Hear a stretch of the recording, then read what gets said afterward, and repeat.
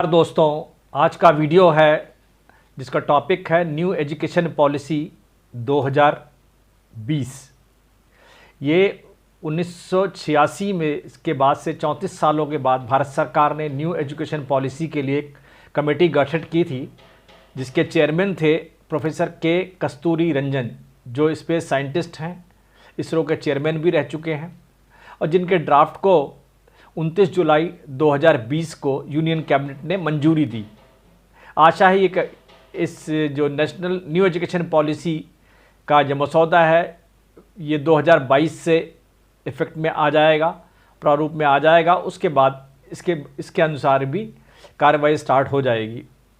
इसमें है क्या एक्चुअली, मेन तो पहली चीज़ उसमें समझिए, जो ministry of human resource and development है, इसका नाम मिनिस्ट्री ऑफ एजुकेशन रखने की सिफारिश है। और ये 5+3+3+4 वाले पैटर्न पर चलेगी। ये इसमें जो मेन एजेंडा है, इसके पहले के दिमाग में आया है कि एक innovative educational centre to bring back drop out students, मतलब जो ड्रॉप आउट स्टूडेंट्स हैं उनको कैसे मेन स्ट्रीम में वापस लाया जाए, ये मेन एजेंडा है। और इन अदर वर्ड्स आप सोचिए, ग्रॉस इनरोलमेंट रेशियो जो है वो 100% करने की तैयारी में है कि इंफ्रास्ट्रक्चर ऐसा करें और ये सफिशेंट इंफ्रास्ट्रक्चर अवेलेबल कराएं, इवन आंगनवाड़ीज़ को और इस टाइप के इंस्टीट्यूशंस को प्रॉपर हेल्थ चेकअप कराएं। इसमें early childhood care and education के माध्यम से कोशिश की जाए कि ग्रास इनरोलमेंट जो है 100% के आसपास आ जाए। तो इसमें देखिए अब ये करा क्या गया है, इसके अंदर एक जो है स्टार्टिंग में जो स्कूलिंग होगी, इसके अंदर एक प्रिपरेटरी टाइप की स्कूलिंग होगी इसमें। तो इसमें जो होगा प्री स्कूल, जो 3 इयर्स के लिए फ्री स्कूल होगा, उसके बाद ग्रेड 1 और ग्रेड 2 की क्लासेस होंगी। ये जो होगा 5 मतलब आएगा। इसमें क्या होगा, नो एग्ज़ाम्स नहीं होंगे, कोई यूनिफॉर्म भी नहीं होगी, और प्लेइंग मेथड से इनको बच्चों को सिखाया जाएगा। प्लेइंग मेथड से कहीं पेंटिंग कराई जा रही है, वे ऑफ प्लेइंग मतलब प्ले के हिसाब से सिखाया जा रहा है, कोई पोएम रिसाइटेशन कराया जा रहा है, सिखाया जा रहा है, कहानी के माध्यम से कुछ सिखाया जा रहा है। और उसमें आंगनवाड़ीज़ का रोल बड़ा इंपॉर्टेंट रहने वाला है। और इसमें ये कोशिश की जाएगी कि उनको प्लेइंग इक्विपमेंट प्रोवाइड कराए जाएँ, जिससे बच्चों का इंटरेस्ट बने और ड्रॉप आउट कम से कम हो। और वेल ट्रेंड इंफ्रास्ट्रक्चर रखा जाएगा, वेल ट्रेंड टीचर रखी जाएंगी जो केयरिंग भी हों, वेल ट्रेंड टीचर हों और प्रॉपर केयरिंग भी हो। मतलब ये लर्निंग जो है इसमें हॉलिस्टिक बनाई जाएगी, इंजॉयबल बनाई जाएगी, और बच्चे के ऊपर कोई प्रेशर नहीं होगा, इवन यूनिफॉर्म भी नहीं होगी बच्चे की, जैसे आपने देखा कि जापान के अंदर इस टाइप का ही चलता है। और सेकंड लेवल में आप देखिए, प्रिपरेटरी लेवल में जो 3rd से लेकर 5th के तक होगा, ये 8 साल से 11 साल तक के बच्चों के लिए होगा। अब इसमें एक्टिविटी बेस्ड लर्निंग की बात कही गई है, एक्टिविटी बेस्ड लर्निंग की बात कही गई, जिसमें बच्चे को पोएम सिखाए, स्टोरी टेलिंग सिखाए। मतलब इसमें लर्निंग जो होगी रीजनल लैंग्वेजेस में होगी, मदर टंग में होगी। जैसे क्या, तमिलनाडु का बच्चा तमिल में सीख सकता है, और ये वेस्ट बंगाल में जो है बंगला में सीख सकता है, महाराष्ट्र वाला मराठी में सीख सकता है, पंजाब वाला पंजाबी में सीख सकता है। इसी टाइप आप लैंग्वेजेस आप इस्तेमाल कर सकते हैं, या बच्चा अपनी मदर टंग में सीखे या रीजनल लैंग्वेज में सीखे, इसका ऑप्शन बच्चे के पास होगा। और इवन आप इंग्लिश में भी एजुकेशन वहाँ पर दे सकते हैं। कोई चीज़ मैंडेटरी नहीं है, जिसमें चाहे स्कूल उसमें एजुकेशन दे सकता है, और बच्चा जिसमें चाहे एजुकेशन, जिसमें कंफर्टेबल हो उसमें वो एजुकेशन ले सकता है। इसमें पर्पज़ क्या रहेगा, इसमें NCERT और SCERT जो स्टेट लेवल की है, उनका एक एजेंडा रहेगा कि स्कूल बैग का वेट कैसे कम से कम किया जाए, और स्कूल करिकुलम को जो है, कोर्स करिकुलम को भी कम करने की बात चल रही है इसके अंदर। इसके बाद एक सेकेंडरी लेवल का जो आपका होगा, इसमें फेज़ 1 में 9th और 10th आएगा, और फेज़ 2 में 11th और 12th आएगा। इसमें नो स्ट्रीम, मतलब कोई स्ट्रीम की बात नहीं है। या पहले जैसे होता था ना कि आप साइंस साइड से आप 11th 12th कीजिए, या 10th में आपने साइंस लिया, बायोलॉजी लिया, या आर्ट साइड लिया, और 11th 12th में आपने कॉमर्स के सब्जेक्ट लिए, साइंस लिया, इवन मैथमेटिक्स से या बायो है। अभी तक इस तरह का डिमार्केशन भी है, तो वो सब खत्म हो जाएगा।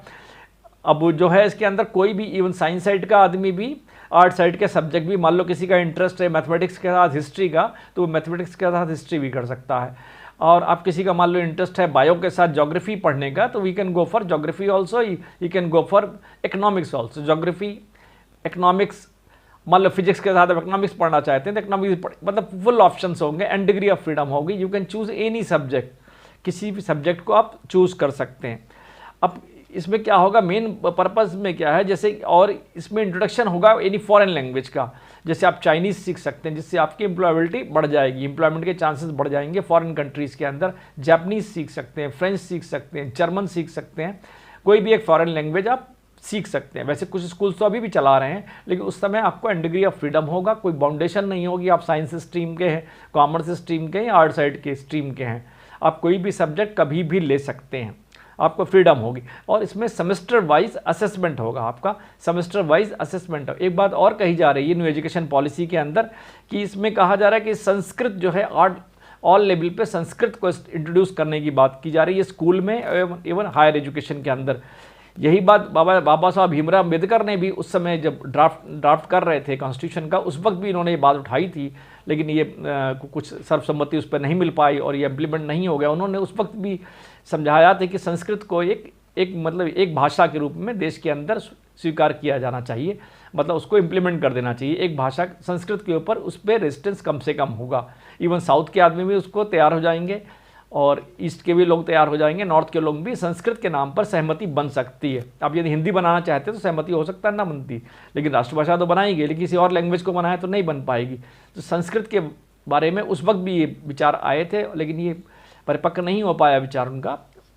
लेकिन अब एक और इसके ऊपर एक ग्रेजुएशन की बात है। ग्रेजुएशन में बड़े चेंजेस किए गए हैं। इसमें देखिए, यदि आप पहले क्या होता है, यदि आप ग्रेजुएशन कर रहे हैं और आपने 1 साल का ग्रेजुएशन किया या 2 साल का किया, बीच में छोड़ के चले गए, तो यू वोंट गेट एनीथिंग, कुछ भी आपको मिलने वाला नहीं था और आपका 2 साल बर्बाद हो गया। लेकिन अब ऐसा नहीं है।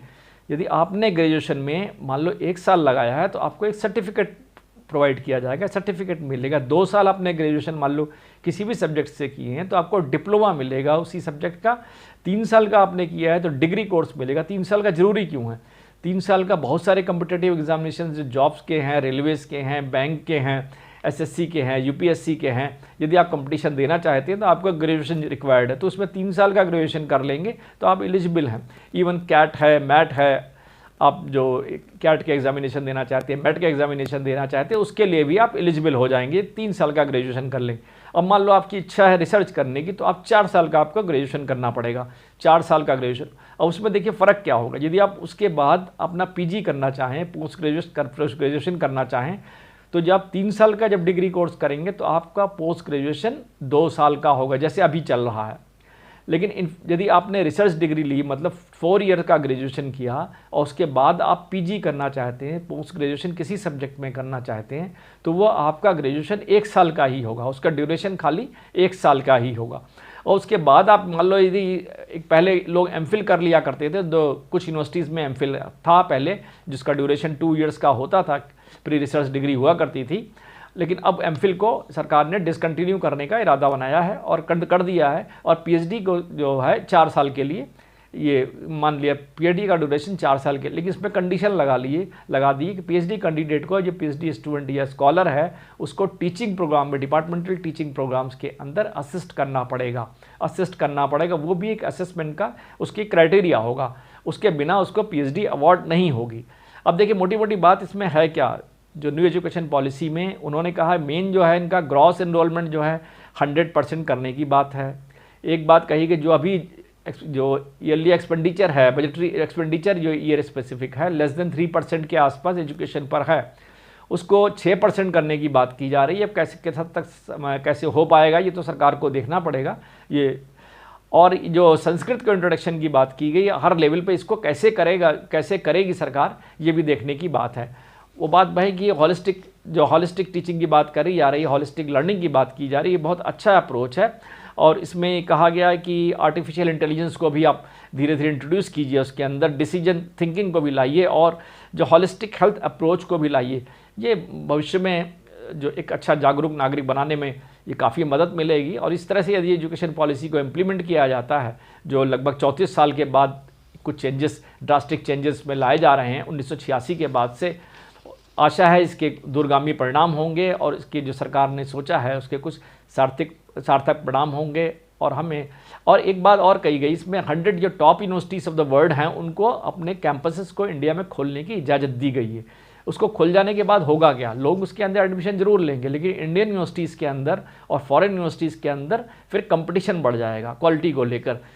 फिर ये अपनी क्वालिटी पर ज़्यादा ध्यान देंगे। जो इंडियन यूनिवर्सिटीज़ प्राइवेट और जो गवर्नमेंट सेक्टर की हैं, तो वो सब भी अपनी यूनिवर्सिटीज़ का हो सकता है अपना स्टैंडर्ड सुधारें, क्योंकि उनको कंपटीशन करना होगा top universities of the world से।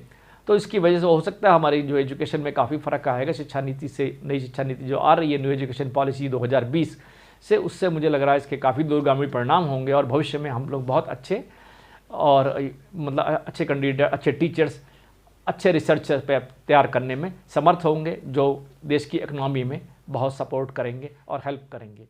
धन्यवाद।